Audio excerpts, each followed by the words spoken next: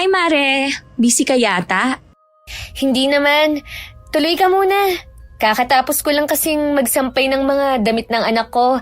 Hindi ko kasi isinasama kapag nagpapalaba kami. Alam mo naman, medyo sensitive pa ang balat niya eh. Ganyan din ako sa mga anak ko dati eh. Eto dinalhan kita ng ginatan. Nagluto kasi si inay. Ay, salamat ah.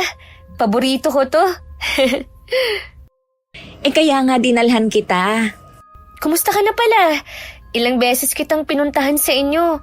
Hindi ka pa raw okay, sabi ng nanay mo. Pasensya ka na, Mare, kung hindi kita maharap noon ah. Magang-maga pa kasi ang mga mata ko noon. Ngayon ba, ayos ka na? Medyo, kahit naman kasi gusto kong magmukmok, hindi pwede. Kailangan kong kumilos para sa dalawa kong anak. Ewan ko ba kay paring Ver? Bakit niya nagawa yun sa'yo? Hindi man lang naawa sa mga anak eh. Hindi ko rin lubos na maisip. Bahala na ang karma sa kanila ng babae niya. May mga babae din kasing makakate. Kahit alam ng may asawa pumapatol pa din. Sadya yatang malas ako pagdating sa pag-ibig. Hanggang ngayon, iniisip ko pa rin kung saan ako nagkulang.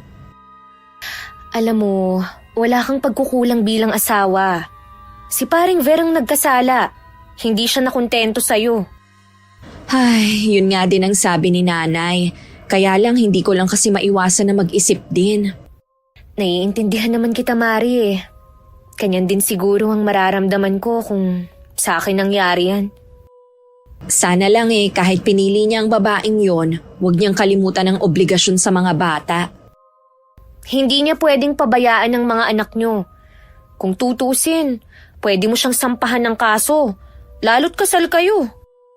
Yun nga ang gusto ni nanay. Kaya lang, hayaan na lang kako. Ayoko na rin kasing maabala at bigyan pa ng kahihiyan ng mga anak ko. Basta Mare, kung ano man ang pinagdadaanan mo, alam ko na malalampasan mo rin yan. Kung kailangan mo ng makakausap, punta ka lang dito sa bahay. Handa akong makinig sa'yo. Salamat ha. Kayo lang talaga ni nanay ang kakampi ko at maaasahan. Hindi lahat ng taong malapit sa atin pwedeng pagkatiwalaan. Minsan sila pa ang magtatraidor at tutuklaw sa atin.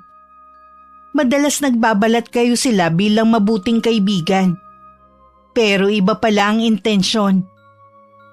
Mapagpalang araw, Miss Gwen. At sa lahat ng mga nakikinig sa araw na ito sa inyong channel.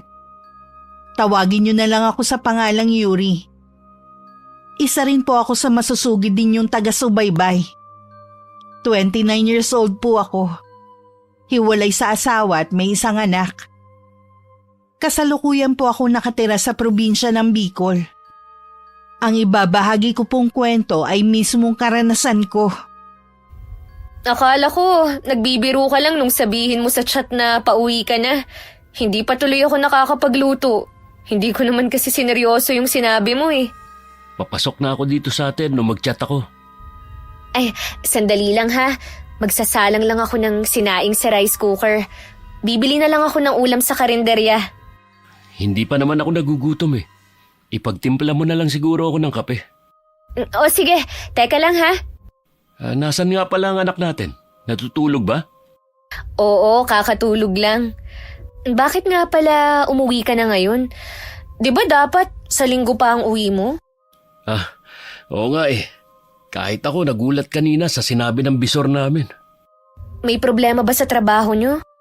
Hindi ko alam kung paano uumpisahang sabihin. Umpisahan mo kung bakit ka pinauwi. Ikaw lang ba? Marami kami.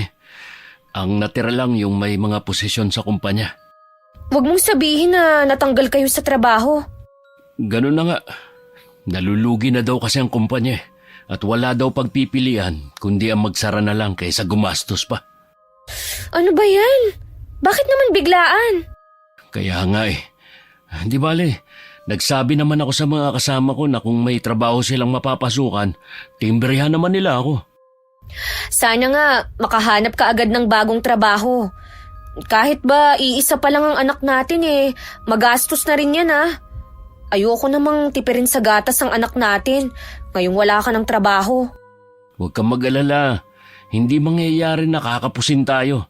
At saka may makukuha naman kaming pera sa kumpanya eh. Abay, dapat lang nabayaran kayo, no? Bawal yung basta na lang kayo tatanggalin na wala man lang abiso. Nangako naman ang bisor namin na hindi kami pababayaan. Agad naman naghanap ng mapapasukan si Nico. Yun nga lang hanggang ngayon 2 linggo na ang nakakalipas, wala pa rin siyang nakukuha. Medyo mapili kasi siya pagdating sa papasukang trabaho. Naisip ko tuloy bigla paano kaya kung ako na lang muna ang maghanap ng mapapasukan. Marami kasi akong mga kaibigan na pwedeng mahingan ng tulong. Habang nagluluto ako ng hapunan, dumating si Nico na bakas ang pagod at pagkaaburido. Pabagsak pa siyang naupo sa sofa habang hinihilot ang sentido. Oh, kumusta ang paghahanap mo ng trabaho? Malas. Nagtanong-tanong na rin ako sa mga kakilala ko eh. Baka may alam sila na pwede mong pasukan. Sabi ni Grace, kailangan daw nila ng sauce chef sa restaurant na pinapasukan nila. Madali lang daw ang trabaho. Maghahanda ka lang ng mga sauce, tsaka gravy. Tsaka may 1 linggong training. Baka gusto mo yun. Ayos din naman ang sahod. Di ba sa gabi lang nagbubukas ang restaurant nila? Sa hapon, kailangan nandun ka na. Tapos, madaling araw naman ang uwi. Ayos lang naman yun kasi may motor ka eh. Sa madaling araw ang uwi ko? Hindi mo man lang iniisip na paano kung maaksidente ako dahil sa antok? Ikaw naman oh. Bakit ka naman magmamaneho ng inaantok? Tsaka syempre, matutulog ka bago pumasok sa trabaho. Ginawa mo naman akong kwago eh. Gising sa gabi at tulog naman sa araw. Hindi naman kita pinipilit eh. Kung ayaw mo, di sasabihin ko na lang kay Grace. Nagbabaka sakali lang kasi ako na magustuhan mo. Yun bang mga dati mong katrabaho? Hanggang ngayon ba bakante pa rin sila? May mga trabaho na sila. Inaalok nga nila ako pero hindi ko naman type. Nico, sa panahon ngayon, hindi ka pwedeng mamili ng trabaho. Konti na lang ang natitira sa ipon natin. Malay mo naman, sa susunod na araw makuha na namin yung perang ibabayad sa amin. Huwag kang masyadong umasa na malaki ang ibibigay sa'yo. Dahil 2 taon ka pa lang sa kanila. Malay mo naman, sumapat para makapagnegosyo tayo. Ano naman ang naiisip mo na negosyo kung sakali? Pwede nating gawing talyer ang harap ng bahay. Talyer? Ano naman ang alam mo sa pagkukumpuni ng sasakyan? Yun ngang motor mo eh. Hindi mo alam kung paano ayusin kapag may sira. Dinadala mo pa sa kaibigan mong may talyer. Gusto mo lang yatang gayahin ng kaibigan mong yun eh. Wala namang masama kung gusto ko siyang gayahin ah. At saka pera ko naman ang darating kaya ako masusunod kung anong gagawin ko. Porke ba pera mo yun? Wala na akong karapatan na magsalita sa dapat mong gawin? Ano mo ba ako? Asawa kita. Pero sana naman, wag mo akong pangunahan. Hindi naman kita pinangungunahan eh. Gusto ko lang magbigay ng opinyon. Bahala ka kung hindi mo susundin. Basta, yun ang plano ko. Kapag nakuha ko na yung pera ko. Ibig sabihin yan, hindi ka na maghahanap ng trabaho. Siyempre maghahanap muna. Paano kung 1 taon pa bago ibigay yung pera? Di 1 taon din tayong nganga? Huwag ka naman sana kasing mapili sa trabaho. Basta marangal pagtsagaan mo na. Gusto ko naman yung mai-enjoy ko. Hindi yung napipilitan lang ako. Aba, Nico, hindi ka na binata. May asawa't anak ka. Hindi pwede yung ganyang mindset. Hindi mo kasi ako naiintindihan eh. Ikaw ang hindi makaintindi. Akala ko pa naman, nagbago ka na. Sa halip na hindi init ang ulo ko, bigla tuloy ako na high blood sa mga pinagsasabi sa akin ng asawa ko. Minsan para pa rin siyang binata kung masta kahit nasa edad 30 na siya. May pagkakataon din na nagiging makasarili siya at hindi kami niisip ng anak niya. Tuwing may problema ako kay Nico, kay Maring Rona akong laging naglalabas ng sama ng loob. Maswerte ka pa rin kumpara sa akin na iniwan ng asawa. Oo nga. Kaya lang, minsan kasi nakakainis na rin eh. Tumatanda kasing paurong eh. 30 anyos pa lang naman kasi si paring Nico. Ganyang edad talaga astang binata pa. Tsaka alam mo, minsan, naiisip ko, parang hindi niya ako asawa. Ayaw niya kasi akong nanghihimasok sa mga desisyon niya. Katulad nga ng sinasabi niya tungkol sa pera na makukuha niya sa trabaho. Tama ba yun? Mahirap talaga kapag walang sariling pera. Kaya nga siguro iniwan ako ng asawa ko dahil tingin niya sa amin ng mga anak niya, pabigat lang sa kanya. Nagbibigay ba naman si pare sa mga anak niyo? Oo, handa naman daw siyang magsuporta sa mga bata. Kaya lang, paano naman ako? Siyempre, meron din akong mga kailangan. Hindi mo ba naiisip na magtrabaho? Nagsabi na nga ako kay nanay na gusto kong magtrabaho. Okay lang naman daw sa kanya na siyang maiwan sa mga anak ko. Hindi ko nga lang alam kung paano mag-uumpisa. Alam mo naman na mula nang mag-asawa ko, napirmi na ako sa bahay. Magtatanong ako sa mga kaibigan ko ng trabaho na pwede sa'yo. Kahit man lang dun makatulong ako. Ngayon pa lang nagpapasalamat na ako sa iyo, Mare. Wag muna, wala pa nga Ililibre kita sa unang sahod ko. Sigurado na matutuwa nito si nanay. Ay, nasan si Nanay Isabel tsaka yung mga anak mo?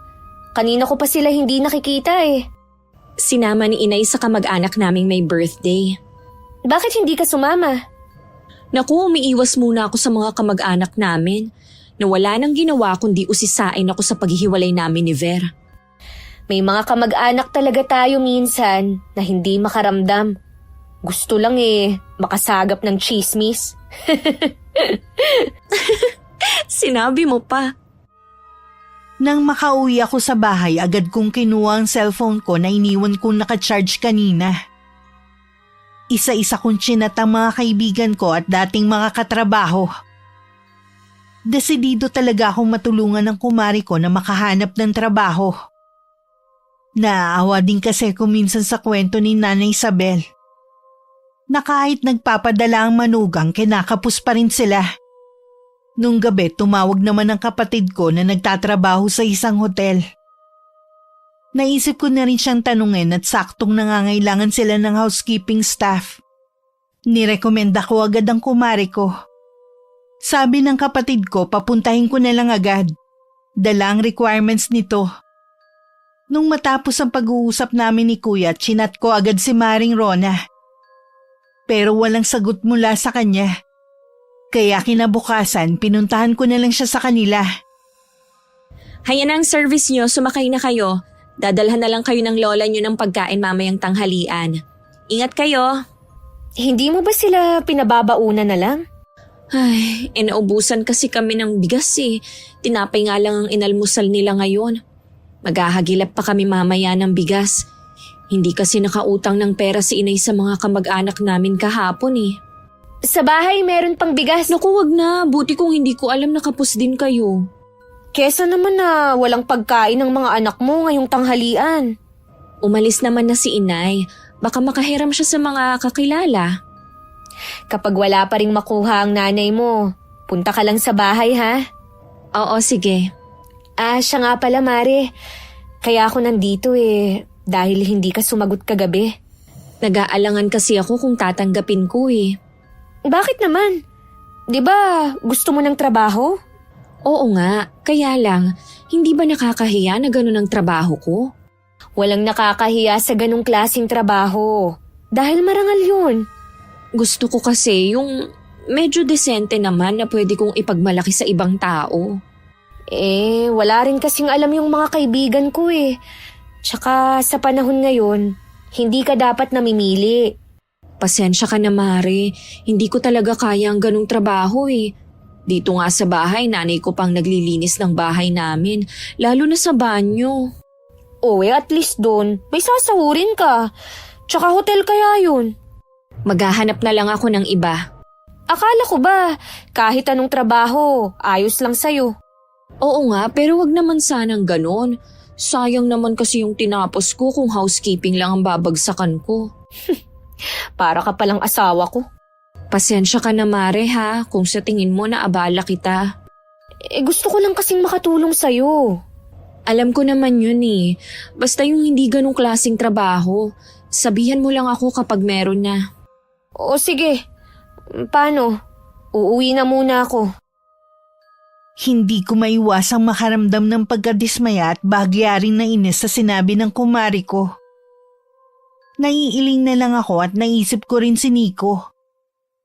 Ngayon ko lang kasi napag-isip-isip na pareho sila ng ugali. Walang-wala na nga, namimili pa. Pagdating sa bahay, nadatnan ko si Nico na nagbibihis.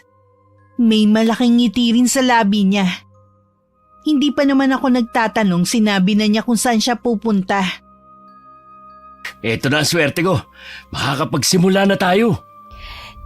Itutuloy mo ba ang plano mo? Oo naman. Hindi na magbabago ang isip ko. Nakausap ko na nga si Kuya Benny. Siya ang kukunin kong tauhan sa talyer.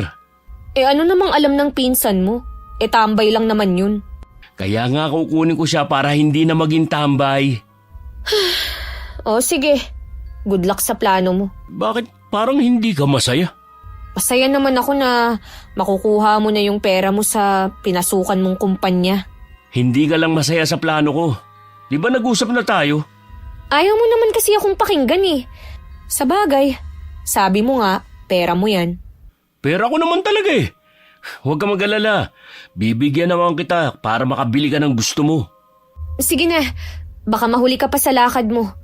Mag-iingat ka ha. Madulas pa naman ang daan ngayon dahil umulan kagabi.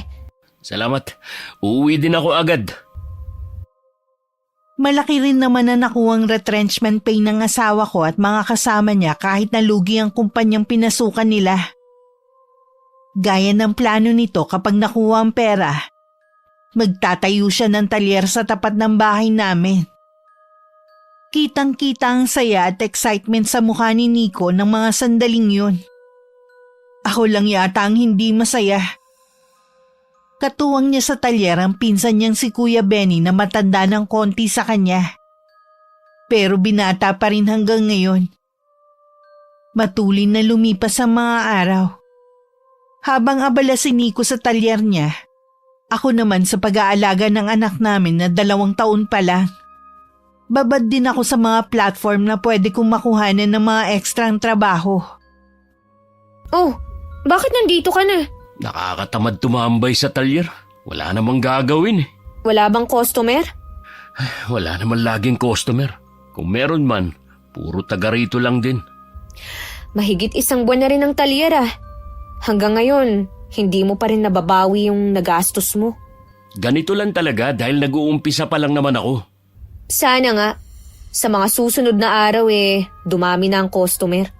Sana nga, dahil paubos na ang pera natin. Kung nakinig ka sana sa akin, dapat... Wag mo na ako sisihin pa, pwede? Hayaan mo na akong magsalita. Kasi huling beses na rin akong magsasalita tungkol sa talyer mo.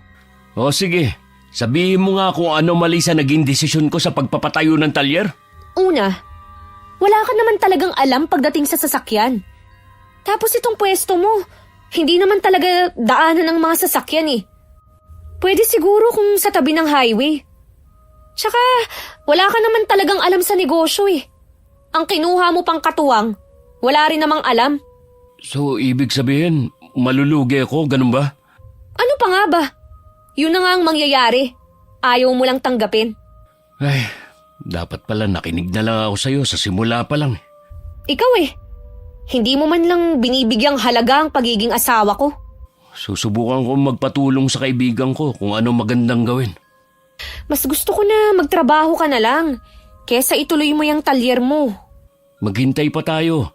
Malay mo naman, may magawa pa akong paraan para maisalba. Okay, ikaw ang bahala. Siya nga pala, dadalawin ko lang si Tia Constancia. Nag-chat kasi ang ate ko na masama raw ang pakiramdam. O sige, ihahatid ko na kayo. Nagdala lang ako ng ilang pirasong damit naming mag-ina.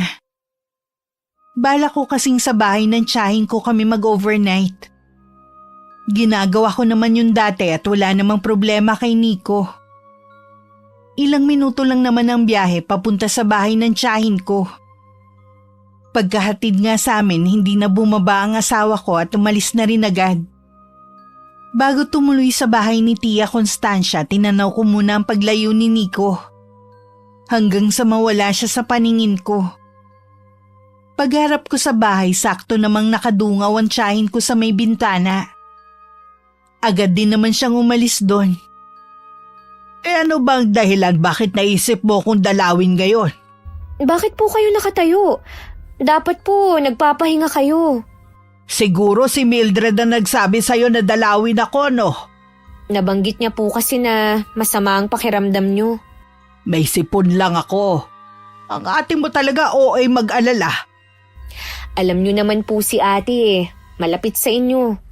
Kung wala nga daw siyang trabaho, sasamahan niya kayo Ayos na ang pakiramdam ko. Huwag mo lang ilapit sa akin ang apo ko at baka mahawa. Ilagay mo muna siya sa kuna dyan. Hindi ko naman yun nililigpit Sige po. Kumusta na nga pala kayo? Hanggang ngayon hindi pa rin marunong humarap sa akin ang asawa mo. Ayos lang naman po kami. Ay, siya nga pala. Pasensya na po kayo kung hindi na bumaba ng motor si Nico Nagmamadali po kasi siya dahil walang tao sa talyer. Nabalitaan ko nga na nagtayo daw ng talyer ang asawa mo. May alam ba siya sa mga sasakyan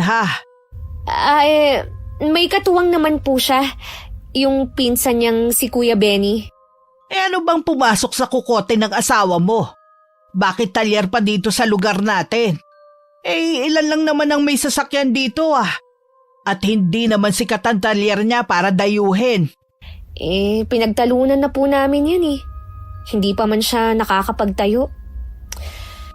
Nanghihinayang din kasi ako sa pera na nakuha nila dun sa kumpanya Yun nga lang po, ayaw niyang makinig sa akin. Nag-asawa pa siya kung hindi naman niya pinapahalagahan ng sinasabi mo.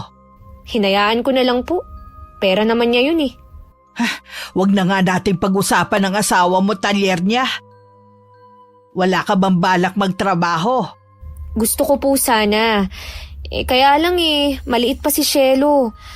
At saka, ayoko pong ipagkatiwala siya sa ibang tao. Tama rin yan. Kung ako nga lang malakas-lakas pa pwede kong mag-alaga. Ayoko naman po na makaabala sa inyo. Pero naghahanap naman po ako ng pwedeng pagkakitaan kahit nasa bahay lang ako. Diyan ako bilib sa'yo, iha. Kahit nasa bahay ka lang, dumidiskarte ka pa rin. Kailangan po Lalo na't mabilis lang po ang panahon.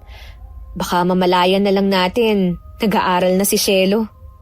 Sana maabutan ko pa ang panahon na yon. Oo naman po. May dinaramdam po ba kayo na hindi nyo sinasabi sa amin? Baka akala mo bumabata pa rin ako. 70 na ako. Ang bilis talaga ng taon. Parang kailan lang po malakas kayo at hindi pa puti ang mga buhok. Nagpapasalamat na rin ako na inabot ko ang ganitong edad. Oo nga. Hindi lahat pinapalad katulad ng mga magulang namin. 3 lang kami magkakapatid. Si Ate Mildred ang panganay. Si Kuya rin na ang sumunod at ako ang bunso. Maaga kami noon naulila nang halos magkasunod mamatay ang aming mga magulang. Mula nga nun si Tia Constancia na nagpalaki sa amin. Nakilala sa pagiging masungit at istrikta. Pero may mabuting puso sa amin. Dahil mabait naman ang anak ko at naiiwan mag-isa sa kuna, ako na lang muna ang gumawa sa bahay ng tiyahin ko. Mag-isa na lang kasi siya sa bahay mula nang magkaroon kami ng kanya-kanyang pamilya. Matandang dalaga siya kaya walang sariling pamilya. Samantala, nagpaalam muna si Kuya Benny na uuwi muna sa kanila total wala namang customer. Naiwan naman nakaupo lang ang asawa ko sa labas ng bahay. Malalim din ang iniisip niya kaya hindi niya namalayan ang pagdating ng kumari naming si Rona. Ang lalim ng iniisip mo Ikaw pala, Maring Rona. Kanina ka pa ba dyan? Kadarating ko lang. Malayo pa nga lang ako. Nakita ko ng malalim ang iniisip mo. Nahuli mo pa tuloy akong tulala. May problema ba? Wala naman. Si Yuri ba ang sadya mo? Naku, wala siya rito eh.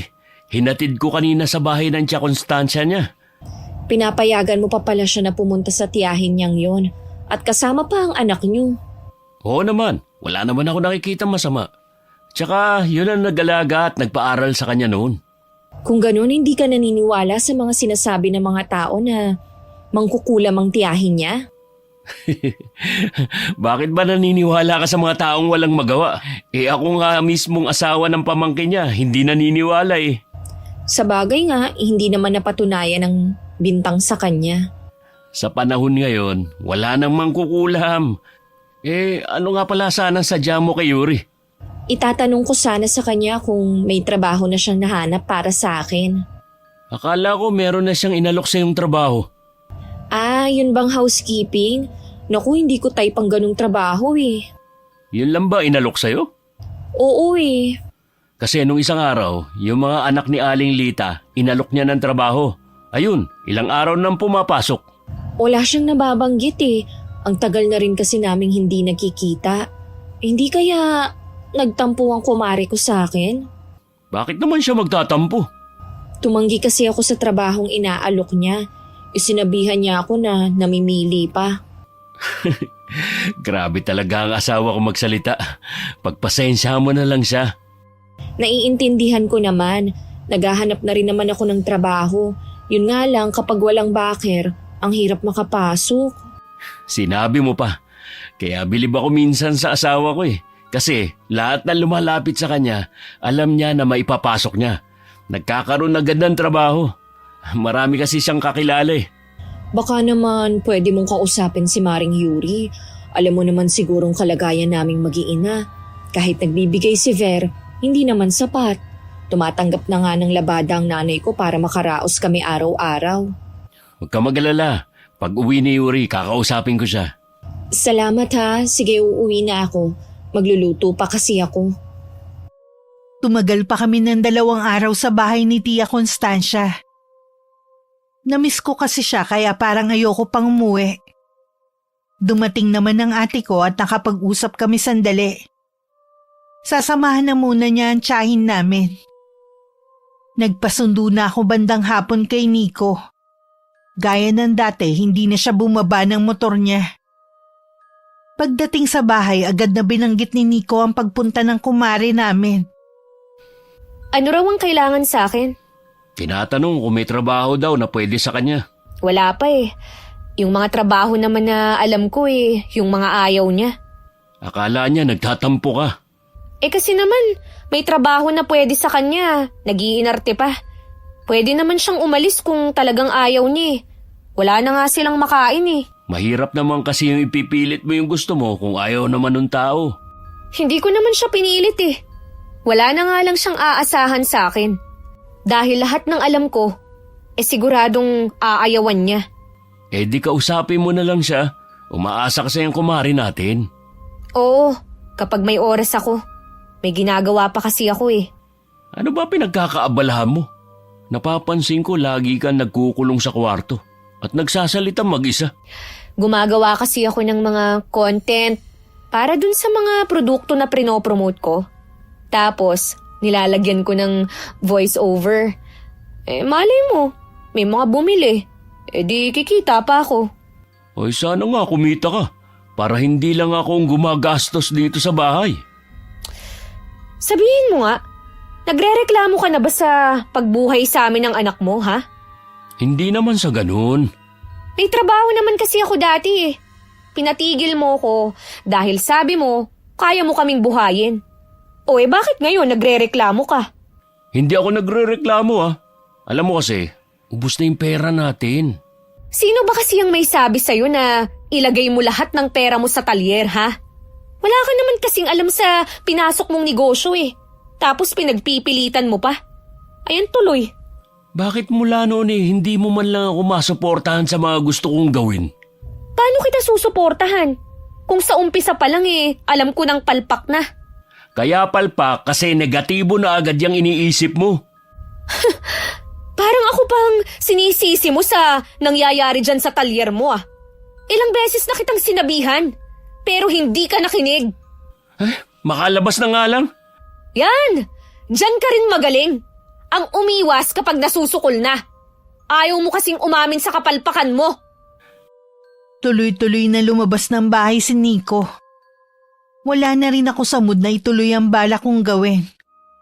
Kaya tinabihan ko na lang muna ang anak ko sa higaan hanggang makatulog siya. Samantala, mag-isa naman nakaupo ang asawa ko sa ilalim ng puno ng sampalok, sa bakanting lote na may kalayuan sa amin. Pero tanaw naman sa bahay ng kumari naming si Rona. Nang makita nga siya ng babae, hindi na siya nag-atubiling lapitan ng asawa ko.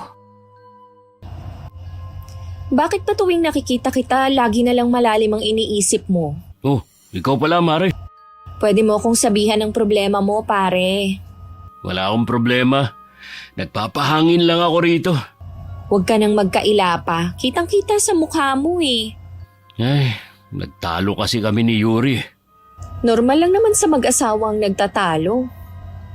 Alam ko, kaya lang kasi napuno na rin ako kanina. Lahat na lang kasi ng gawin ko at plano ko sa buhay. Lagi niyang kinokontra. Hindi man lang niya ako masuportahan sa gusto kong gawin. Siguro tungkol sa talyer ang pinag-awayan nyo, no? Umpisa pa lang kasi, tutol na siya sa plano ko. Kung ako ang asawa mo, magiging proud pa ako sa'yo. Bihira na kasi sa lalaki na ganyan mag-isip. Talaga ba? Kahit pumalpak ang talyer? Unang subok mo pa lang naman yan eh. Hindi lang naman ikaw ang nabigo sa ganyang negosyo. At least, sinubukan mo. Kesa naman naubos lang sa barkada at luho ang pera mo. Mabuti ka pa. Naiintindihan ako. Hindi ka tulad ni Yuri. Imbis na palakasin niya ang loob ko, puro pa sermon ang inaabot ko. Huwag mo na lang sanang iparating kay Maring Yuri ha. Pero napansin ko kasi sa kanya, ang liit ng tingin sa atin. Dahil nakatapos lang siya. Masyado siyang bossy. Gusto niya lagi siyang nasusunod. Ay, di ba nakatapos ka rin naman? Nakatungtong lang naman ako ng 2 taon sa kolehiyo. Pero huminto na nga dahil maaga akong nabuntis. Ha? Ganun ba? Ay, ganun din pala ang tingin mo kay Yuri. Ganun din kasi ako eh. Kung alam ko lang na ganun ang ugali niya, hindi ko na lang sana siya kinuhang ninang ng panganay ko. Ako na ang humihingi ng dispensa. At kung minsan ganun ang asal ng asawa ko sa'yo. Ayos lang, marunong naman kasi ako makisama eh. Ang sarap mo palang kausap. Gumaan ang pakiramdam ko. Basta kapag kailangan mo ng kausap, i-PM mo lang ako o kaya pumunta ka sa bahay. Lagi naman akong mag-isa eh. Yung 2 bata kasi, maghapon na sa eskwelahan. Si nanay naman gabi na umuwi galing sa pangangamuhan. Hindi ka pa ba nakakahanap ng trabaho? Naku, ang hirap nga eh. Ang inaasahan ko na nga lang yung trabaho na ibibigay ng asawa mo. Kaya lang, malabo na yata. Magtatanong ako sa mga kakilala ko kung may alam silang trabaho na pwede mong pasukan. Tatanawin kong utang na loob sa'yo kapag nagkatrabaho ako. Kahit hindi na hindi ka naman iba sa akin eh. Habang abala ko sa paggawa ng content at pag-promote ng mga produkto na nabibili ko rin online, abala rin pala ang asawa ko sa pakikipagkita kay Maring Rona. Wala akong kamalay-malay na may nabubuo na palang magandang pagtitinginan ng dalawa. Nabalitaan ko rin mismo sa asawa ko na nagtatrabaho na rin sa karinderya malapit sa amin ng kumare namin. Hindi ko tuloy maiwasang mapataas ang kilay. Dahil alam ko namang maliit lang ang sahod nito. Bakit naman siya nagtiyaga sa ganong trabaho? Maliit lang ang sahod. Wala naman kasi siya mahanap kaya pinagtiyagaan na lang niya ang trabaho sa karinderya. Inaasahan ng tao ang tulong mo eh. Pero wala ka man lang ginagawa. Aba, inalok ko na siya dati. Ayaw naman niya. Namimili pa kasi siya eh. Ayan tuloy ang napuntahan niya. Hindi nga niya gusto ang trabaho doon. Kaya pumasok na lang siya sa karinderya. Ganun ba? Napilitan na nga lang yung tao. Sana naman kasi tinulungan mo ang kumare natin. Aba, ako na naman ang sinisisi mo. Ako na lang lagi. Wag na nga natin pag-usapan si Maring Rona. Galit ka na naman eh. Paano hindi ako magagalit? Sinisisi mo ako kung bakit nasa karinderya ang kumare natin. Ang sa akin lang naman, sana tinulungan mo na makahanap ng trabaho. Tinulungan mo nga ang kapitbahay natin eh. Tinulungan ko na nga dati pa. Hindi ka ba makaintindi, ha? Palibhasa kasi. Pareho kayong mapili sa trabaho. Kaya pareho yung utak nyo. Alam mo, minsan ayoko na lang makipag-usap sa'yo. Lagi kang galit eh. Kahit sino magagalit kapag ikaw ang kausap.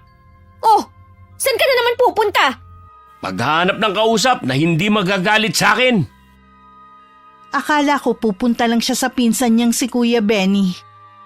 Doon lang naman siya tumatambay kapag wala siyang ginagawa. Yun pala, sa karinderya siya tumuloy para magpalamig ng ulo.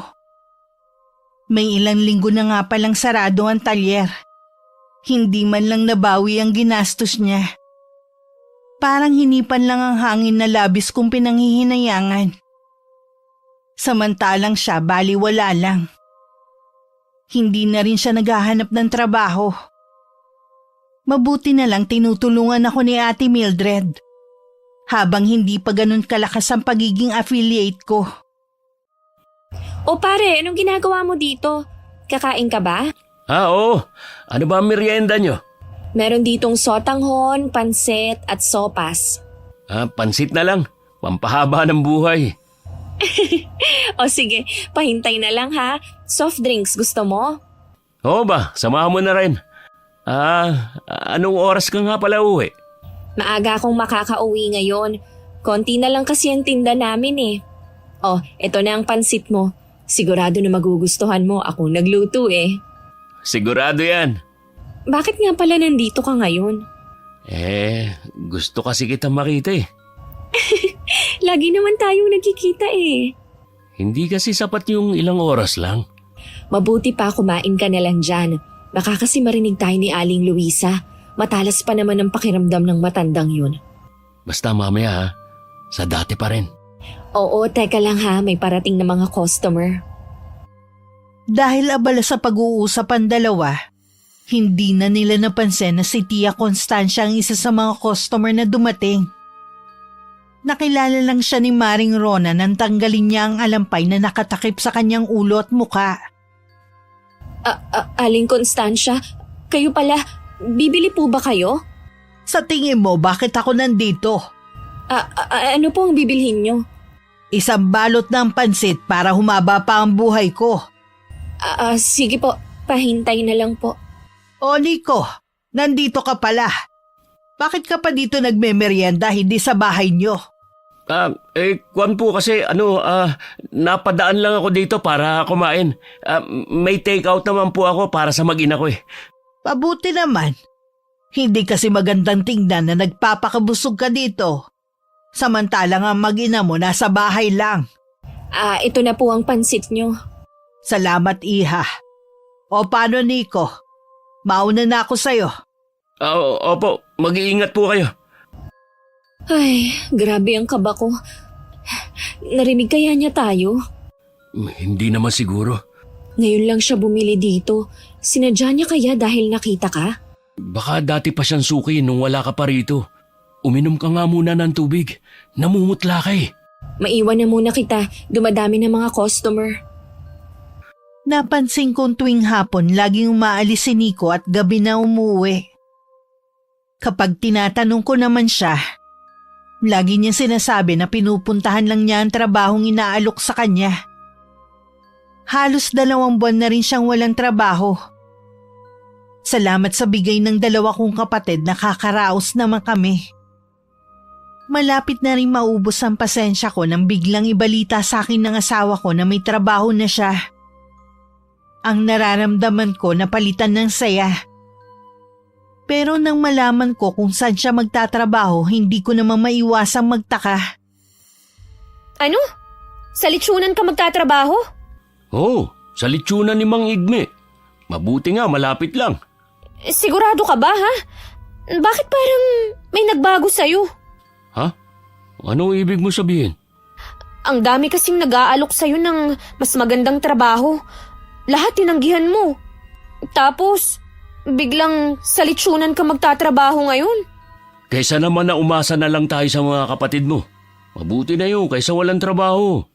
Naninibago lang kasi ako sa'yo. Dati, papili ka sa trabaho eh. Tapos, magtsatsaga ka dun. Basta tanggapin mo na lang na ito na ang bago kong trabaho. Magsisimula na pala ako sa Lunes. Naguguluhan man, hindi ko na lang masyadong inisip ang kakaiba sa ikinikilos ng asawa ko. Maliban sa pag-aalaga ng anak namin, mas nag-focus ako sa paggawa ng mga content. Malakas kasi ang pakiramdam kong dito ako suswertehin.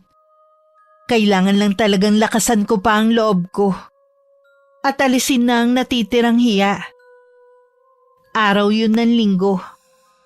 Inayos ko lang ang mga damit ni Nico na isusuot niya sa pagpasok kinabukasan. Paglabas ko, narinig ko na merong nag-uusap. Lumabas ako ng bahay at naabutan kong seryosong nag-uusap ang asawa ko at ang kumari naming si Rona. Maring Rona, nandito ka pala. Bakit kayo dito sa labas nag-uusap? Kararating ko lang, tinanong nga kita kay pare eh. Nasa kwarto ka nga daw. Galing ka ba sa trabaho mo? Wala akong pasok ngayon dahil linggo. Ay, oo nga pala.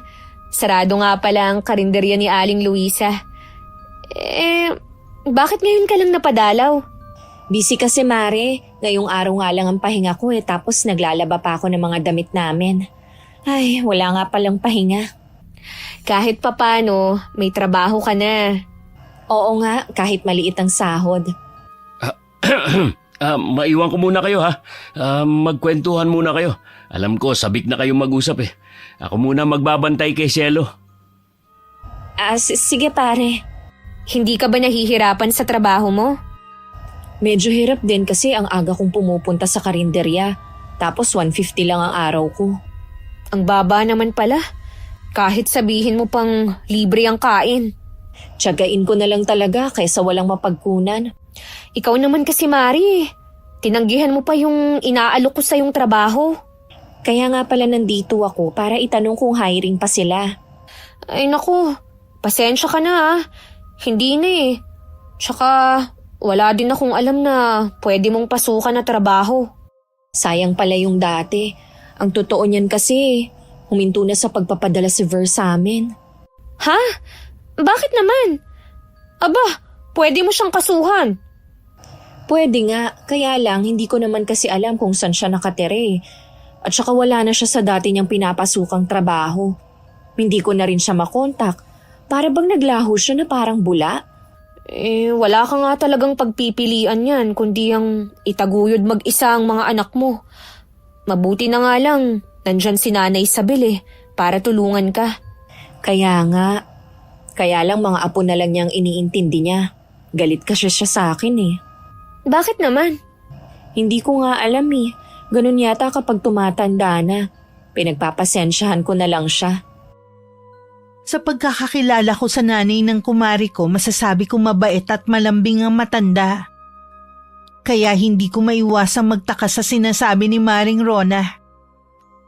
Bihira din magalit ang nanay niya. Kaya nararamdaman kong merong malalim na dahilan ng galit nito. Nang sumunod na araw habang papunta ako sa bahay ni Tia Constancia, nakasalubong ko ang nanay ni Maring Rona. Gulat na gulat ang matanda at gusto pang umiwas sa pagtataka ko. Hindi rin siya makatingin sa akin ng diretsyo. Nanay Isabel! Kumusta na po kayo? Tagal ko na po kayong hindi nakikita. Nabalitaan ko po na nangangamuhan daw kayo. Oo iha. Pasensya ka na ha, kailangan ko nang umalis. Meron lang kasing inuto sa akin ng amo kong lalaki. Sandali lang po. Yuri, alam ko mabuti kang bata katulad ng mga magulang mo. Mas mabait ka pa nga kaysa kay Rona Sana lang magawa mong... maiwan na kita. Kailangan ko nang umalis. Ano kaya ang ibig sabihin ni Nanay Isabel? Nakakapanibago naman siya. Tsaka bakit parang naiiyak siya? Mukhang seryoso nga ang problema nila ng anak niya. Naiiling na lang ako na humakbang na rin palayo. Pagdating sa bahay ni Tia Constancia, nagmano lang kami mag-ina. Saka ko'y nilapag sa kuna ang anak ko na puno ng mga laruan. Laman pa rin ang isip ko si Nanay Isabel. Oh, anong iniisip mo? Habang papunta po kami rito Nakasalubong ko po si Nanay Isabel. May sinabi ba siya sa'yo? Hindi ko nga po maintindihan eh. Mukha po siyang may mabigat na problemang dinadala. Nabanggit po kasi ni Maring Rona na nagagalit sa kanya ang nanay niya. Baka yun po ang dahilan. Pumupunta pa rin ba ang kumari mo sa bahay ninyo? Oo naman po. Ang kapal din ng mukha, no? Ano po ang ibig niyong sabihin? Palibhasa kasi hindi ka na lumalabas ng bahay ninyo. Kaya wala kang alam sa kumakalat na chismis tungkol sa asawa at kumari mo. Ano pong meron sa kanilang dalawa? Meron silang relasyon. Kulang na nga lang tumira si Nico sa karinderya para lang makita at makasama ang malanding kumari mo. Ano? Hindi po nila magagawa sa akin yan. Nagawa na nga nila. May palagay ako na matagal na silang magkarelasyon. Baka po chismis lang yun. Alam niyo naman ng mga tao dito sa atin. Mismong si Isabel ang nakahuli sa kanila sa bahay nila na gumagawa na kahalayan. Huwag ka nga magpakatanga dyan. Kailangan ko silang makausap. Iiwan ko po muna sa inyo ang anak ko. Saan ka naman pupunta? Saan pa po? Di sa karinderya ng ahas kong kumare. Huminga muna ako ng malalim bago naglakad papunta sa karinderya ni Aling Luisa. Parang sasabog ang dibdib ko sa galit. Kailangan mailabas ko ang nararamdaman ko ng mga sandaling yun. Baka magkasakit ako kapag kinimkim ko lang. Malapit na ako sa karinderya. May 3 lalaking kumakain. Ilang hakbang na lang ako nang makita ko ng kumari ko. Matamis pa siyang ngumiti sa akin. Mare, buti na padaan ka. Kakain ka ba o take out? Ikaw ang gusto kong makausap. Ganun ba, Mare? Siguro may nahanap ka ng trabaho na pwede sa akin, no? Sa totoo lang, Mare, gusto ko nang umalis dito. Tingnan mong kamay ko, ang pangit. Bakit mo ko binuhusan ng malamig na tubig? Dapat nga, mainit na tubig ang ibinuhos ko sa mukha mo para malapnos. Ano bang problema mo, ha? Kung napunta ka lang dito para manggulo, mabuti pa umuwi ka na sa inyo. Magkulong ka na lang sa bahay nyo. Walang yakang malandi ka. Dapat sa'yo, kinakalbo. At saka inilulublob ang mukha sa kumukulong mantika. Akala mo siguro, habang buhay niyo akong maluloko ni Nico? Hindi ko alam ang sinasabi mo. Kung may problema kayo ni Nico, kayo mag-usap at huwag nyo na akong idamay pa. Sa sobrang kaba mo, Nico na lang talaga ang tawag mo sa asawa ko. Na wala nang pare. O baka naman kapag kaharap lang ako, tsaka kayo nagtatawagan ng mare at pare. Pwede ba, Mare? Huwag ka ditong mag-eskandalo. Nakakahiya sa mga kumakain. Abay, dapat lang na mahiya ka. Haliparot kang babae ka eh. Sa sobra bang pagkamis mo sa asawa mo? Kaya nagpakamot ka na lang sa asawa ko, ha? Huy, pwede ka namang magpakamot sa binata. Bakit sa asawa ko ba? Ano, tinangin na ba ng hangin ang hiya mo, ha? Mare, nakikiusap ako sa'yo. Sa inyo na lang tayo mag-usap. Dumadami na mga nakikiosyoso, oh. Pagkatapos ng ginawa mo, umaasa ka pa bang tatanggapin pa kita sa buhay ko, ha? Dito tayo mag-usap nang malaman ng buong barangay kung gaano ka kakate. Sarili mong kumare, inahas mo. Ang kapal ng mukha mo. Kung hindi ka pa titigil, ipapabarangay na kita. Ikaw pa talagang nanakot, ha? Sige, gawin mo. Nang lalong mapahiya ka. Kaya ka siguro hindi natatanggap sa trabaho. Kasi dito ka bagay magtrabaho. Para ka kasing karinderya na bukas sa lahat ng gustong kumain. Tama na sabi eh. Hoy, Rona! Huwag mo akong daanin sa paiyak-iyak mo, ha? Napakamalandi mo! Kulang pa ang mapahiya ka! Hindi pa ako tapos sa'yo! Hanggat nandito sa puso ko ang galit, hindi kita titigilan! Si Aling Luisa na kararating lang galing palengke ang umawat sa akin. Sinabihan din niya si Rona na umuwi na muna at baka malasin lang ang negosyo niya. Umuwi muna ako sa amin at saka tinawagan si Nico. Pero hindi ito sumasagot. Nag-chat na lang ako na kapag hindi siya umuwi, pupuntahan ko siya at doon ako sa trabaho niya mag-e-eskandalo. Alam ko naman kasi na kaya ayaw niyang sagutin ang tawag ko dahil naunahan na ako ni Rona sa pagsusumbong sa kanya. Makalipas ang 1 oras, dumating na rin si Nico. Sinalubong ko naman siya ng mag-asawang sampal at pinagsusuntok ko sa dibdib. Ano ka ba? Tumigil ka nga. Para kang baliw. Walang yoko, Nico! Ako pa ang baliw sa paningin mo? Sino ba namang matino ang susunod sa karinderya at magwawala doon? Sige nga. Tama nga ako. Kaya ka natagalan na makauwi. Dahil pinakinggan mo muna ang sumbong sa'yo ng malanding babae na yon. Alam mo may trabaho ako. Hindi agad ako makakaalis. Sinungaling! Bahala ka kung ayaw mo maniwala sa akin. Mukhang nalaso na yung isip mo ng taong nagsabi sa'yo ng kasinungalingan tungkol sa amin ni Maring Rona. Kahit pa ulit-ulit kayong tumanggi, lalabas din ang lihim niyo. Kaya kung ako sa'yo, umamin ka na. Wala akong aaminin dahil hindi naman totoong chismis na kumakalat. Kaya nga chismis eh. Ikaw, humanda ka dahil irereklamo ka ng kumari mo. Mabuti! Kahit saan kami magharap, hindi ko siya uurungan. Lalo ko siyang kakalagkarin sa kahihiyan. Hindi ka na naawa sa tao? Iniwan na nga ng asawa at naghihikahus na nga. Iniskandalo mo pa ang buhay? Alam mo ba na pwede siyang mawalan ng trabaho? Wala akong pakialam. Kasi hodang gumapang man siya sa putek. Paano mga anak niya? Hindi ka man lang ba naaawa, ha? Sana kasi, bago siya lumandi, iniisip niya rin ang kapakanan ng mga anak niya. Hindi yung puro kakatihan lang ang iniisip niya. Tama na nga pag-uusap natin to. Sarado naman ang isip mo sa paliwanag eh. Ayoko na ng mga paliwanag mo.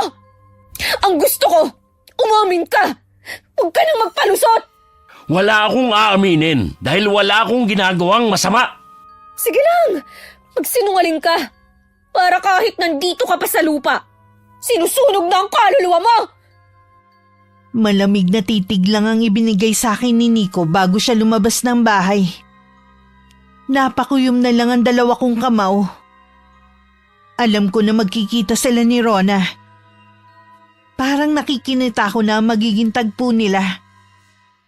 Aaluin ng asawa ko ang babae habang magkayakap. Mga hayop! Mga taksil! Magbabayad din kayo!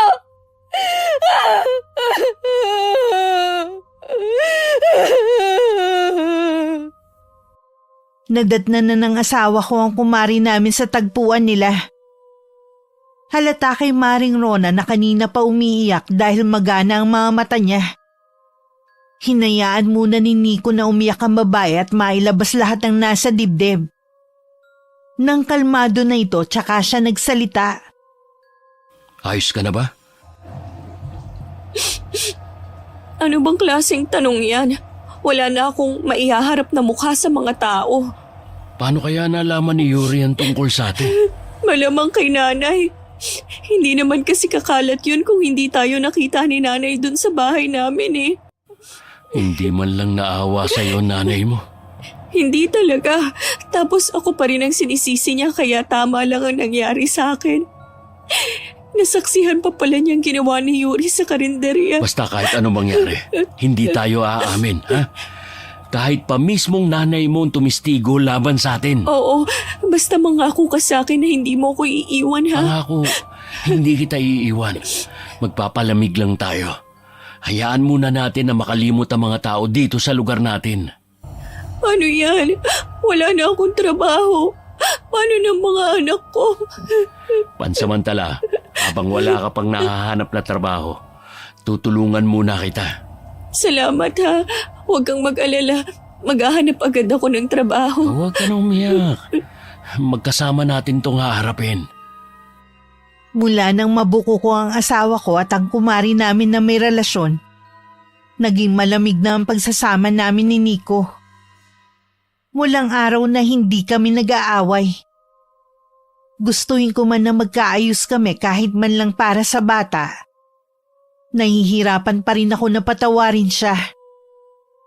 Nararamdaman ko kasing hanggang ngayon hindi pa rin niya pinuputol ang relasyon nila sa kabila ng patuloy niyang pagtanggi. Binibigyan din niya ako ng dahilan para pagdudahan siya. Katulad na lamang ng sahod niya. Oh, bakit ito lang? May mga binayaran din kasi kung utang eh. Tapos kumuha na rin ako ng panggas ng motor. Mahigit sa kalahati ng sahod mo ang nawawala. Huwag mo nga akong gawing tanga. Alam ko na ibinigay mo lang sa babaeng malandi na yon. Bakit ko naman ibibigay sa kanya ikaw ang asawa ko? Ang tibay mo rin no? Ang tibay talaga ng sikmura nyo. Kasi hanggang ngayon, niloloko nyo pa rin ako. Uy, saan ka pupunta? Bitiwan mo ako! Huwag mo akong pigilan! Saan ka ba kasi pupunta? Kung gusto mong malaman, sumunod ka sa akin para makita mo ang gagawin ko! Walang nagawa si Nico kundi ang sumunod sa akin. Hanggang makarating kami sa bahay ng kumari namin. Kasalukuyan siya nagwawalis nun. Nang makita ko na parating akmang papasok sa loob ng bahay, binilisan ko naman ang paglalakad ko. Subukan mong pumasok sa loob ng bahay nyo. Sisilaban ko yan para maranasan mo ang impyerno! Ayoko ng gulo, Yuri. Alam mo, Rona, mabuting ikaw na rin mismo ang pumutol sa pagiging magkumari natin. Hindi ko na rin kasi masikmura na tawagin kang Mare. Tapos, iisang lalaki lang ang pinagsasaluhan natin. Pasmado ba talagang bunganga ng asawa mo, ha? Mabuti pa ilayo mo na siya dito. Baka kung ano pang magawa ko sa kanya. Ikaw pa ang matapang ngayon, ha? Talagang pinatutunayan mo lang. Nakabit ka! Sumusobra ka na kasi eh. Kahit saan na lang tayo magkita kung ano-ano mga sinasabi mo sa akin. Bakit ba ayaw mong maniwala na wala nga kaming relasyon ni Nico? Hindi ka lang malandi. Sinungaling ka pa! Ito ang tatandaan mo. Ako pa rin ang legal na asawa. At ikaw, mananatiling kabit! Kung hindi mo iniisip ang kahihiyan mo, isipin mo ang dalawa mong anak na pareho pa namang babae. Nasabi mo na siguro mga gusto mong sabihin. Pwede ba umalis na kayo? Meron pa akong sadya sa'yo, gaga! Ano pa bang kailangan mo? Ibigay mo sa akin ang sahod ng asawa ko. Wala akong karapatan doon. Ano bang sinasabi mo dyan? Malay ko sa sahod ng asawa mo. Inuubos mo talaga ang pasensya ko, ha? Umuwi na tayo. Kahit maghapon ka mag-eskandalo dito, wala kang mapapala. Meron naman kahit papano. Ang mapahiyang babaeng to! Nang malaman ng dalawa kong kapatid ng kataksilan ni Nico, iisa ang pinayo nila sa akin. Ang hiwalayan na ang asawa ko. Sa kabila ng galit ko, umaasa pa rin ako na maaayos pa ang relasyon namin mag-asawa. Hindi ko nga lang alam kung may babalik pa ang tiwala ko. Dahil sa kalungkutan at kabiguan na nararamdaman ko, naisip kong gawing content ang pinagdadaanan ko. Hindi ko alam na magva-viral yun at meron pang nagre-request na mag-live ako para mabigyan nila ako ng payo. Ginawa ko nga yun. Iisa lang ang sinabi ng lahat. Hiwalayan ko na ang asawa ko. Dahil minsan sa pagsasama daw hindi sapat ang pagmamahal lang. Siguro nga tama sila. Mas lalo ko lang kasing sinasaktan ng sarili ko. Ako lang ang laging umiiyak. Samantalang sila, nagpapakasaya kapag magkasama. Nang mga oras na yun, may problema ring kinakaharap sina Nico at Rona. May palagay sila na hindi na nila maitatago ang relasyon nila. Dahil sa kalagayan ng kumare namin.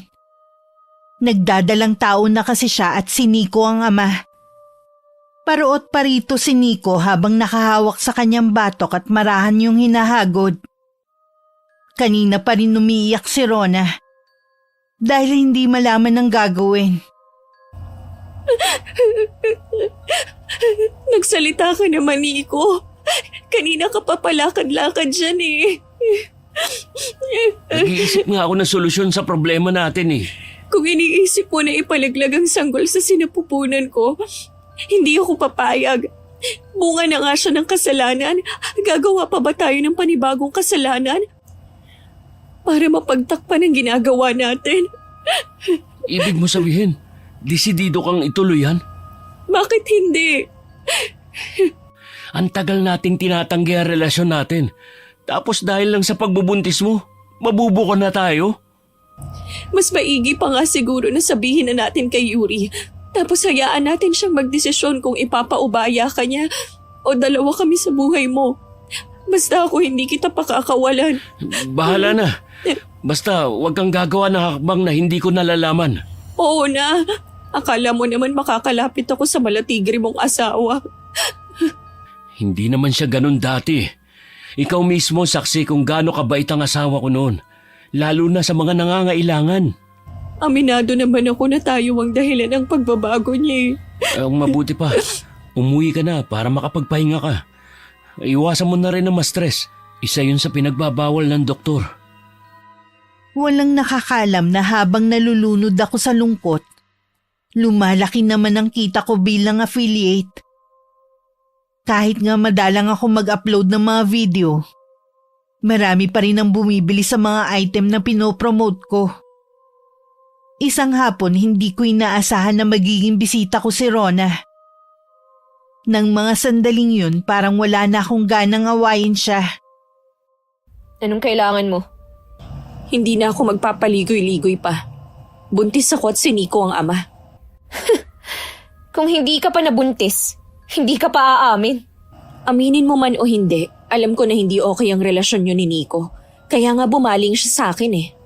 Ang sabihin mo, inakit mo ang asawa ko dahil namimiss mong may kumamot sa'yo.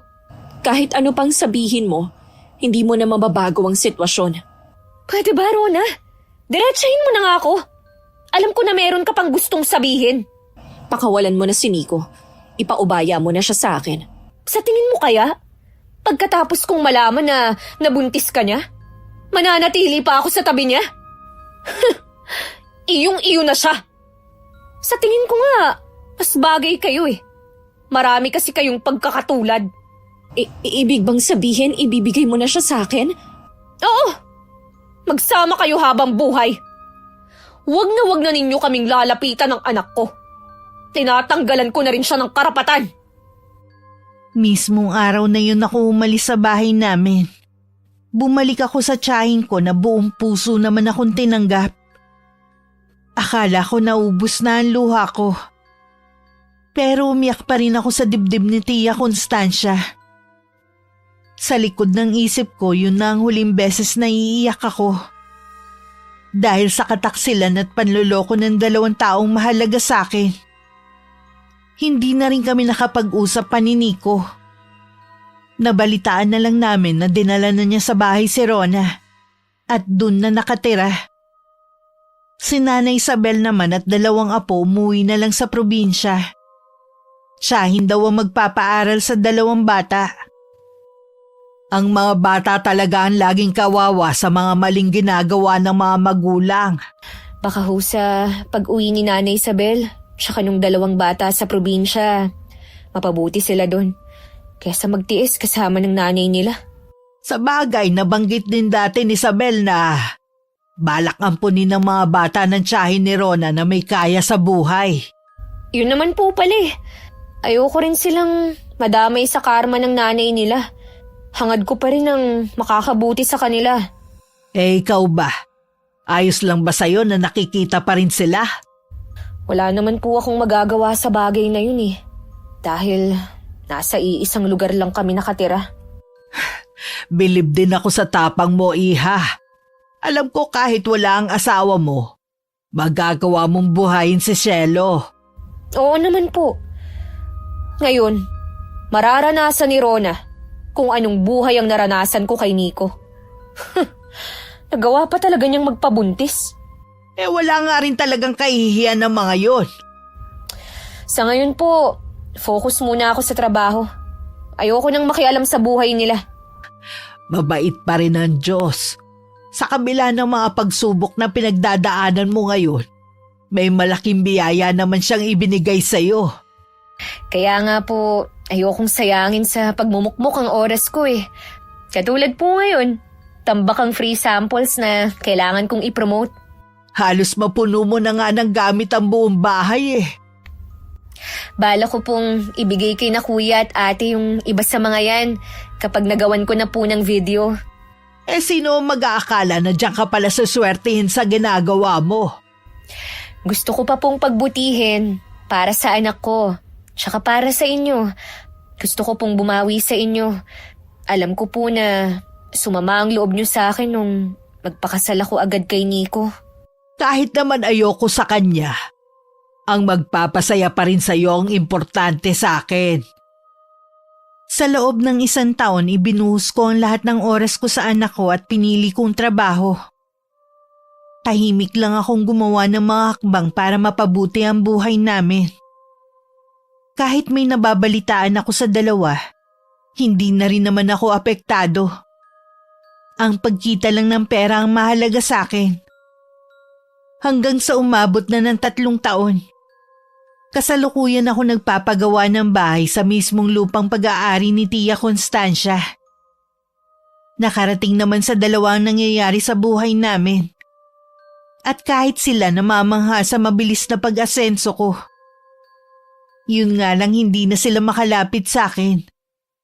Kahit si Nico sa anak namin. Si Benny ba yung kausap mo? Oh, siya nga. Ano daw ang sadya niya?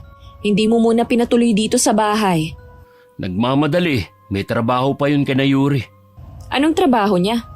Di helper sa bahay na pinapatayo ni Yuri. Nakita ko nga ang ipinapagawang bahay ng ex mo. Ang laki naman masyado, parang 3 lang naman silang titira. Tsaka balita ko, sa mamahaling eskwelahan nag-aaral ang anak niyo. Sa kanya naman yun eh. Siya naman ang gumagastos. Sana naman ipakilala ka sa anak mo. Balang araw makakatulong sa'yo si Shelo. Mula nung maghiwalay kami, hindi ko na nakita ang anak ko. Hindi ko nga alam kung alam niyang ako ang ama niya eh. Sinong mag-aakala na sa palaging pagkukulong sa loob ng bahay ng asawa mo aasenso siya? Malakas nga ang kutob ko na kaya malakas ang loob niyang makipaghiwalay sa akin noon dahil kumikita na siya. Mautak din talaga. Ayaw niyang may makahati sa kita niya. Nagsisisi ka na ba na ako ang pinili mo? Wala na naman ako magagawa, nandito na eh. May isa na tayong anak at buntis ka pa ngayon. Yun na nga hanggang ngayon hindi ka pa rin nagbabago. Kontento ka na lang sa buhay na meron tayo. Anong gagawin ko? Mailap ang swerte sa atin eh. Baka ito na ang karma natin. Lalo tayong inilulubog. Ikaw naman kasi, imbis na tulungan ako sa paghahanap buhay, nagbuntis ka ulit. Hindi ko naman ginusto to Tayo ang gumawa nito. Ang akin lang naman, sana nagkontrol ka. Ang lapit lang ng health center eh. Nahihiya kasi akong pumunta dun. Hindi kasi nila ako inaasikaso. Tingin ko galit sila sa akin dahil sa ginawa natin kay Yuri. Tiniis mo na lang sana, kesa buntis ka na naman. Ang liit pa ng anak natin Napapabayaan mo na nga tapos dadagdagan mo. Tulungan mo na lang kasi ako sa pag-aalaga. Alam mong may trabaho ako. Pag-aalagain mo pa ako ng bata. Yan na nga lang ang trabaho mo Hindi mo nga magawa maglinis ng bahay. Nung si Yuri pa nandito, kahit maliit pa ang anak namin, hindi yun burara sa bahay. Wala ka na bang gagawin kundi ikumpara ko sa ex mo, ha? Totoo naman kasi. Kaya huwag kang magalit.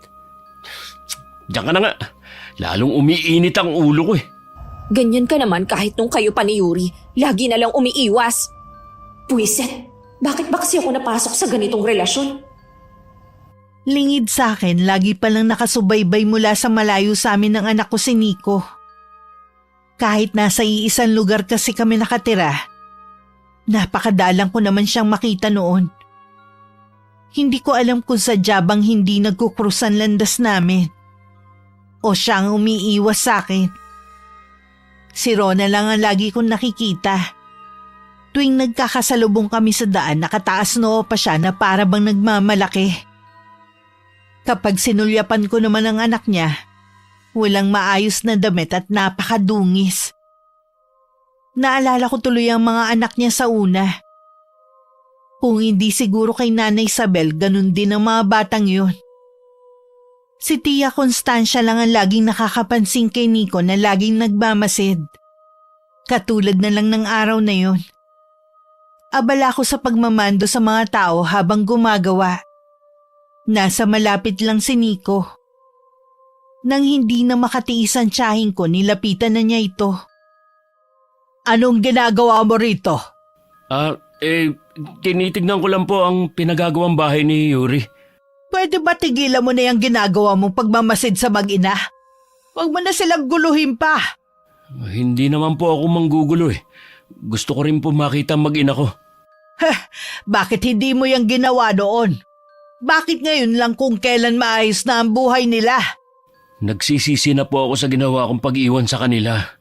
Tingin mo dahil sa sinasabi mong yan maantig ang puso ni Yuri? Nagkakamali ka. Hindi na siya babalik sa'yo. Hindi ka na nila kailangan. Huwag niyo naman po sanang palalain ang away namin. Mag-asawa pa rin po kami ni Yuri. Aba, baka nakakalimutan mo. May bago ka na kinakasama ngayon. Alam ko naman po yun. Alam mo naman pala Mabuti pa, umalis ka na at huwag nang babalik dito. Siguradong oras na malaman ni Rona ang ginagawa mo. Manggugulo ang babaeng yun. Nasabi naman ni Tia Constancia ang tungkol sa ginagawa ng asawa ko. Pinagkibit-balikat ko na lamang yun. Sumagi na rin sa isip ko na tuluyan na makipaghiwalay sa kanya sa legal na paraan. Para wala na talaga kaming koneksyon sa isa't isa. Sumang-ayon naman ng mga kapatid ko at tiyahin. Samantala nakarating naman kay Rona ang ginagawa ni Nico. Galit na kinumpronta niya ang dati kong asawa. Akala mo yata hindi ko malalaman Ano pa bang kailangan mo sa mag-inang yon? Gusto ko lang makita ang anak ko. Sinong niloloko mo ha? Noon pa hindi ka na interesado na makita ang anak mo. Ang dahilan mo pa noon baka hingan ka ng suporta. Bakit ngayon gusto mo nang makita ang anak mo?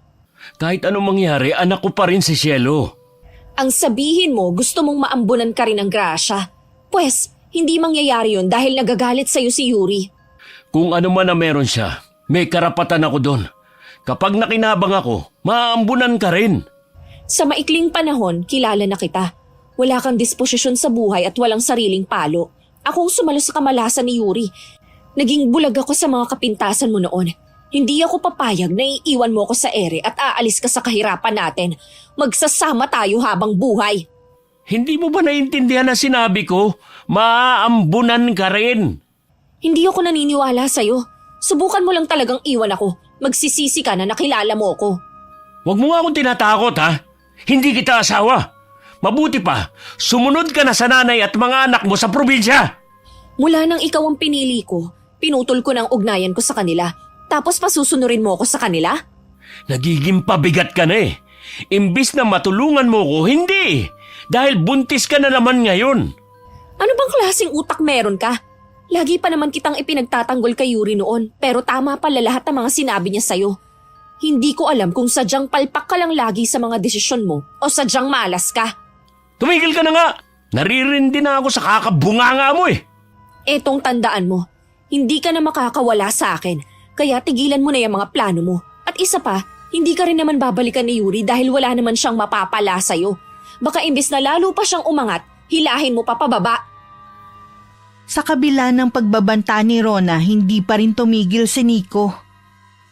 Umaasa siya na kapag nakausap ako, lalambot ang puso ko at makikipagbalikan ako sa kanya. Nung una hindi ko nalang pinapansin. Dahil abala ako sa bahay na ipinapagawa ko hanggang matapos to. Minsan narinig kong umiiyak si Cielo. Kaya itinigil ko muna ang pag-voice over ko. Lumabas ako at nakita ko nga si Nico. Natatakot ang anak ko sa kanya. At pilit nagtatago sa likod ni Tia Constancia.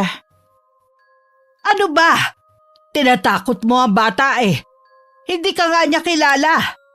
Kaya nga po nagpapakilala ako eh. Bakit ngayon lang kasi pagkatapos ng 3 taon?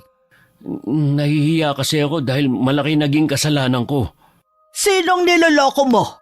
Hindi ka nga nagpapakita dahil natatakot kang hingan na suporta ni Yuri. Yun ang totoo. Pwede po ba? Huwag kayong makialam sa amin ng pamilya ko. Ang kapal na mukha mo. Hindi mo na pamilya mag-ina. Si Rona at ang anak niyo ang pamilya mo ngayon. Mabuti pa umalis ka na. Alagaan mo ang asawa mong buntis. Iiwan ko na po sila. Gusto ko na pong mabuo ang pamilya ko. Gusto mo nang mabuo ang pamilya natin? Yuri, kanina ka pa ba dyan, iha? Opo, narinig ko ang lahat ng sinabi ng lalaking to. Seryoso ako sa sinabi ko, Yuri. Mahal ko kayong mag-ina. Patawarin mo na ako sa mga nagawa kong kasalanan sa inyo. Magsimula muli tayo. Akala mo ganun kadali? Matagal ka ng burado sa buhay naming mag-ina. Hindi na kita kailangan. Alam ko naman kung anong habol mo eh. Asawa mo pa rin ako. Kung anong meron ka, may karapatan din ako. Grabe ka, Nico. Saan ka ba kumukuha ng lakas ng loob para sabihin yan, ha? Gusto ko lang naman magkaayos tayo eh. Kung hindi mo ako titigilan, sasampahan na lang kita ng kaso sa pangangaliwa mo. Huwag mong kakalimutan. Malakas ang ebidensya ko. Tsaka kaya ko rin magbayad ng abogado. Eh ikaw, kaya mo ba? Nakikiusap ako sa iyo, Yuri. Huwag mo akong dramahan. Dahil hindi mo na ako mapapaniwala dyan. Hindi naman talaga ang pangangaliwa ko ang dahilan kung bakit mo ako iniwan. Aminin mo man o hindi, kumikita ka nun, kaya ka nagmamalaki. Ayaw mo akong makinabang sa kita mo, madamot ka!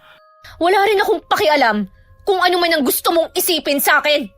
Hindi kita titigilan. Hindi ako papayag na masaya ka habang ako naghihirap. Babalikan ko kayo. Ano bang klaseng lalaki ang pinakasalan mo, iha? Lahat na yata ng pangit na katangian sinalunan niya. Kung nahihirapan man sila ngayon, karma na yun sa kanila. Sa palagay ko, hindi ka niya titigilan. Bakit hindi muna kaya kayo lumayo ni Shelo? Doon muna kayo sa ate mo.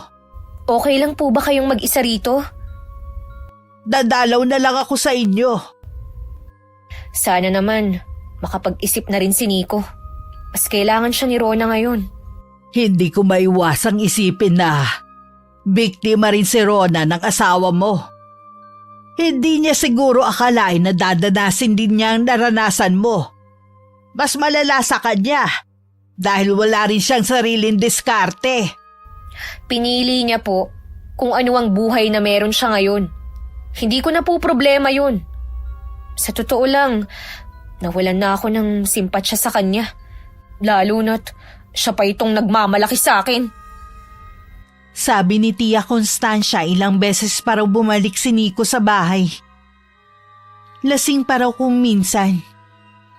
Nagtawag na raw siya ng tanod para mapaalis ito. Hindi naman nagugustuhan ni Rona ang ginagawa ni Nico. Tuloy ang nararamdaman niyang pagmamahal rito unti-unting napapalitan ng poot. At inggit naman sa akin. Humanda kayo sa aking dalawa. Hindi ako makakapayag na gawin niyo sa akin to. Lalo ka na, Nico. Dumayo pa sa isang baryo si Rona para puntahan ang kakilala ng nanay niya na mangkukulam. Humingi siya rito ng tulong kapalit ng sanggol na nasa sinapupunan niya. Buhay din kasi ang gusto nitong maging kapalit. Gusto niya magdusa kami ni Nico. Dahil pakiramdam niya kami ang may kasalanan sa nangyayari sa kanya.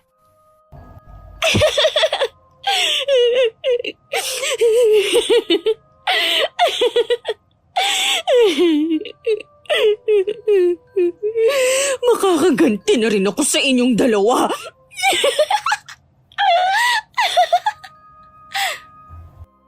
Nagsawa na lang si Rona sa pagsasabi kay Nico na tigilan na ako. Pero ayaw pa rin sumuko ng lalaki. Kahit pinag-uusapan na silang dalawa, patuloy pa rin siya sa pagpunta sa bahay. Paalis na naman sana ng araw na yun si Nico nang bigla na lang siyang nanghina at sumuka. Inalalayan naman siya ng kinakasama para maupo. Ayos na ba ang pakiramdam mo? Hindi pa. Ang sakit na yung tiyan ko. Parang merong bagay sa loob ng katawan ko. Wala ka na kasing tigil sa pag-iinom mo eh. Wala pa naman tayong pera pampa-check up. Kung magkasama lang sana kami ni Yuri, kahit sa ang ospital dadalhin ako nun. Talaga bang siyang pinipili mo? Alam mong siya ang asawa ko. Sige, pinapalaya na kita. Uuwi na kami ng anak mo kina nanay. Talaga bang pinapalaya mo na ako? Oo, mahirap naman kasi kung magsasama pa tayo eh. Nawala na ang pagmamahal mo sa akin. Huwag ka mag-alala. Kapag kami na uli ni Yuri, padadalang kita sa inyo. Aasahan ko yan. Alam mo naman na manganganak na ako. Ang kailangan ko na lang makausap siya. Yun nga lang, paano mo pala siya makakausap kung wala siya dyan? Ang balita ko, matagal pa bago siya bumalik o hindi na muna yata titira sa bahay na pinagagawa niya. Tuso talaga ang babaeng yun. Pero hindi ako papayag na hindi ako makinabang sa pera niya. Mabuti pa nga ang mga kapatid niya tinutulungan niya at tiyahin.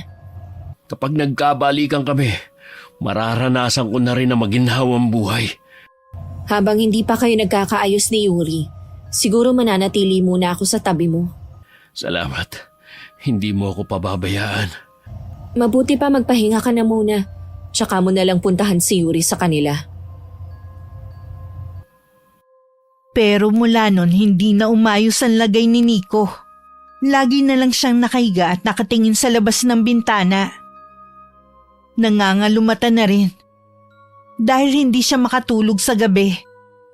Humpak ang mga pisngi at tuyot ang mga labing namumutla. Wala pa kaya si Yuri sa kanila?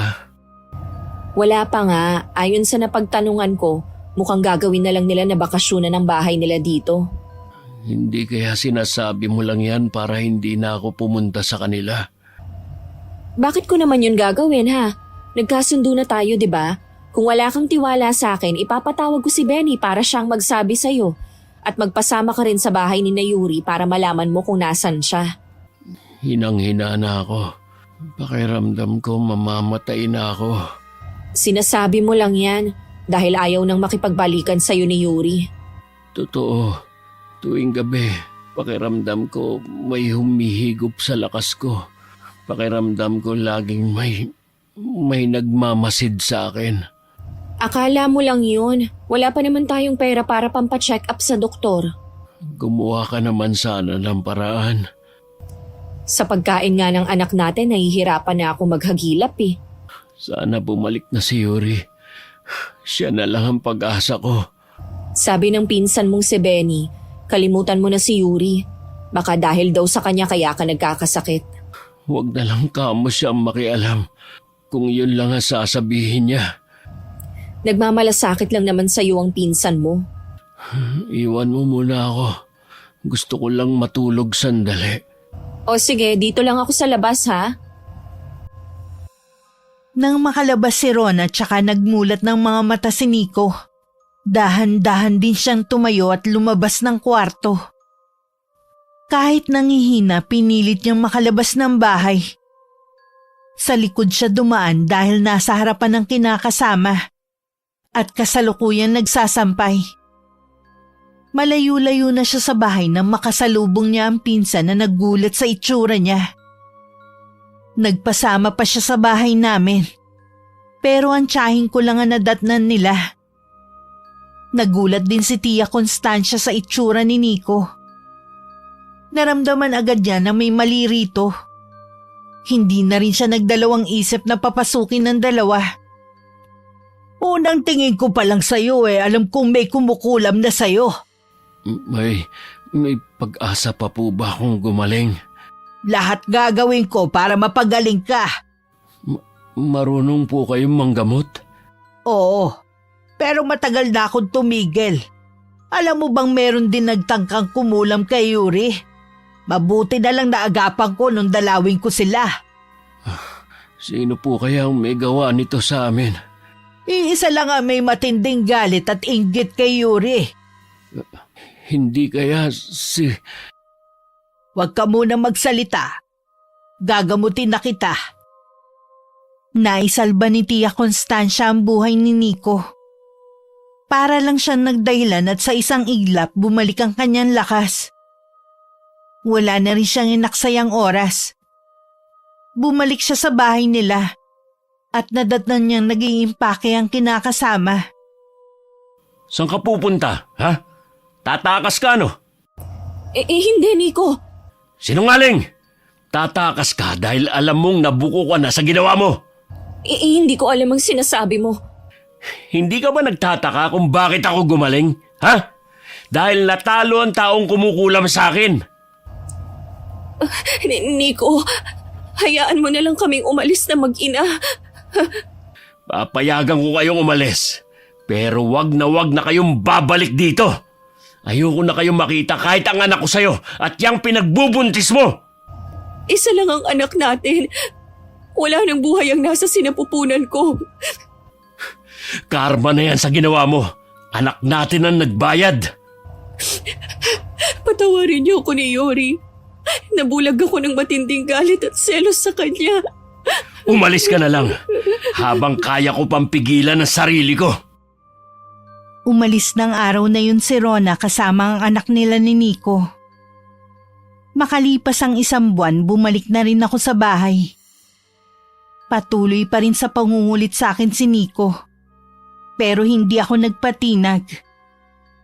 Buo na ang desisyon ko na hindi na siya muling tanggapin sa buhay namin ng anak ko. Hanggang isang araw nagdesisyon na siya na tanggapin ang trabaho sa malayo para makalimot. Ang pagpapatawad hindi kailangang tanggapin muli sa buhay natin ng taong nanakit sa atin. Sa mga dumanas ng katulad ng aking karanasan, minsan mas maiging piliin pa rin natin ang magpatawad sa mga taong nanakit sa atin. Hindi para sa kanila, kundi para sa ikatatahimik ng puso't isipan natin. Maraming salamat Miss Gwen sa pagkakataon na mapakinggan ang istorya ko. Nahango sa akin tunay na karanasan. Wakas,